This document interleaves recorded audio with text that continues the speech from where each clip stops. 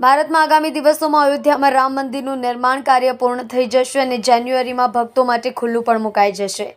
શ્રીરામ જન્મભૂમિ તીર્થ ક્ષેત્ર ટ્રસ્ટે મંદિરમાં પ્રાણ પ્રતિષ્ઠા સમારોહ માટે આવતા વર્ષે 22, 21 અને 23 જાન્યુઆરીની તારીખ નક્કી કરી છે. ત્યારે સુરત શહેરમાં રસીસ જ્વેલર્સની ટીમ દ્વારા એક અનોખો પ્રયાસ હાથ ધરવામાં આવ્યો છે. અયોધ્યા નગરીમાં રામ મંદિર બની રહ્યું છે, તેનાથી પ્રેરિત થઈ જ્વેલરીના માધ્યમથી રામ મંદિર તેમજ રામ દરબાર બનાવવાનો રસીસ જ્વેલર્સની ટીમે પ્રયાસ કર્યો છે.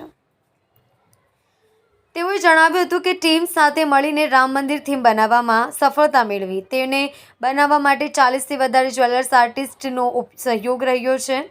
વધુમાં તેમણે જણાવ્યું હતું કે આ રામ મંદિર અને રામ દરબાર બનાવવા માટે 30 દિવસ સતત મહેનત કર્યા પછી આ કાર્યમાં સફળતા મળી છે.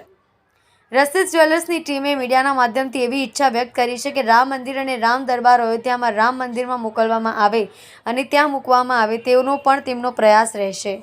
સુરતની ઓળખ દાનવીર સિટી તરીકે આખા વિશ્વમાં પ્રખ્યાત છે, ત્યારે તેઓ પણ સોના ચાંદીને રત્નજડિત રામ મંદિર અને રામ દરબાર અયોધ્યા નગરીના રામ મંદિરમાં ભેટ સ્વરૂપે આપવા માંગે છે. ભાવેશ રાણાનો રિપોર્ટ, સુરત.